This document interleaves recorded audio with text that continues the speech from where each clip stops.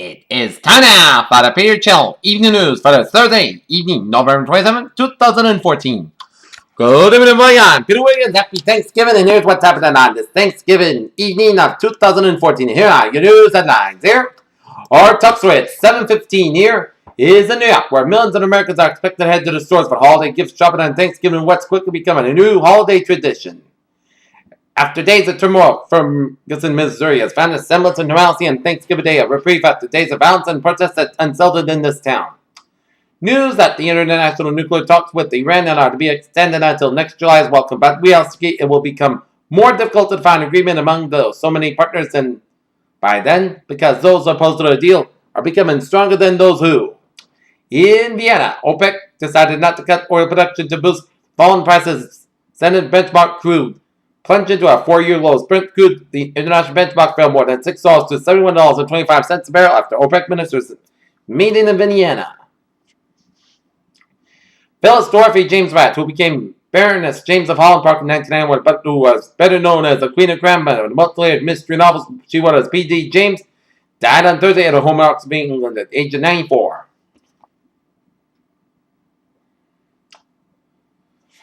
Massachusetts and New Hampshire residents were slushing the waves by the messy winter storm that descended into the region today. Many people took the highways for Thanksgiving travel yesterday.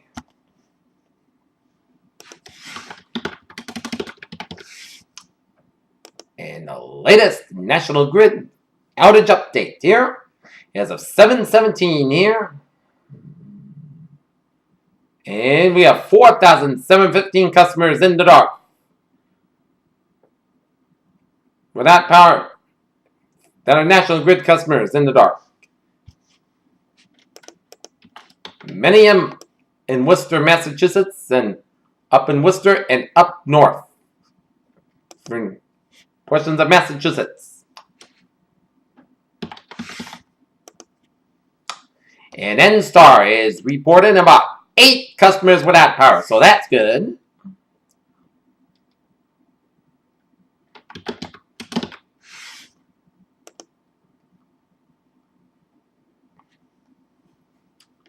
Western Massachusetts Electric's got 6,747 customers in the dark.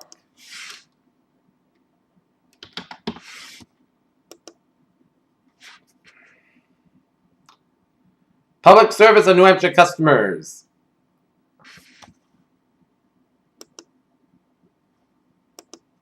They have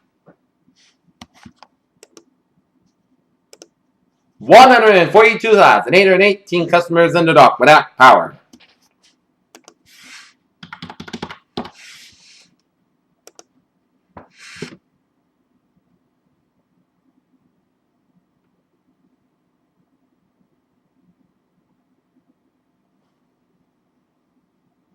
And for Unitil, in the capital area of New Hampshire, 10,115 customers in the dark. North Central Massachusetts, 496 customers in the dark. And the Seacoast region of New Hampshire, 174 customers in the dark without power. All right, let's go back to the news here.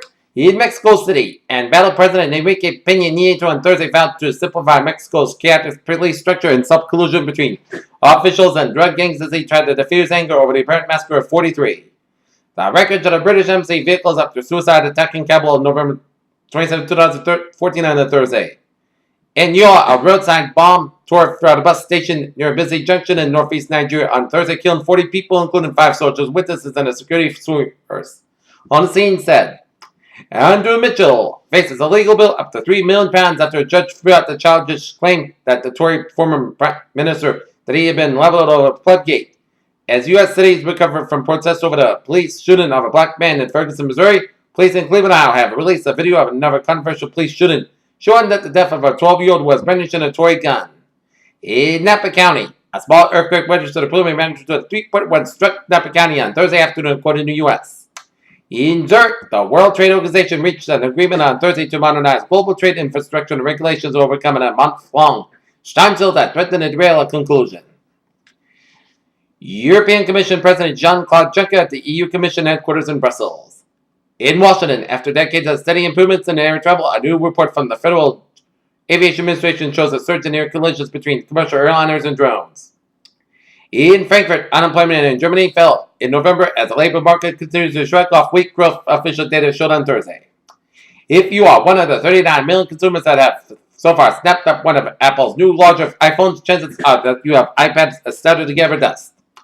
In all electric cars in the works that Audi that will rival Tesla Model S, the car will borrow technology from Audi's made-to-order R8 e-tron, and Audi said would be shooting for a range of 450 kilometers, which is 28 miles, or roughly in line with a class-leading Model S.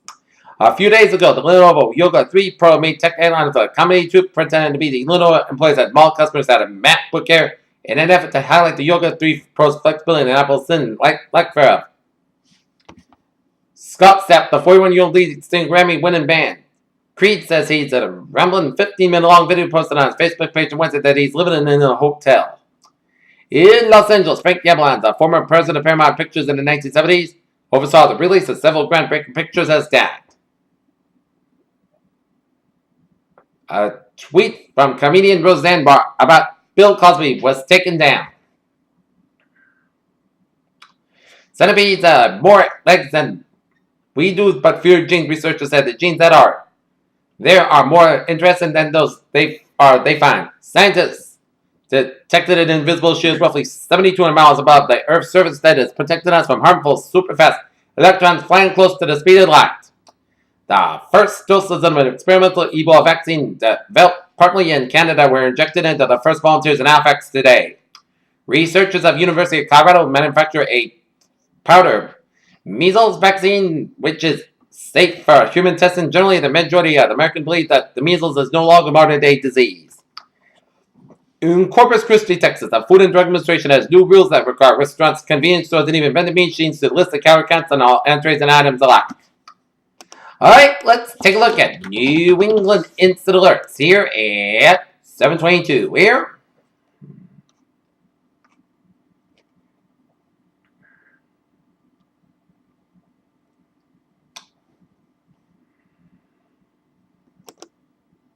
Alright, let's go to sports here.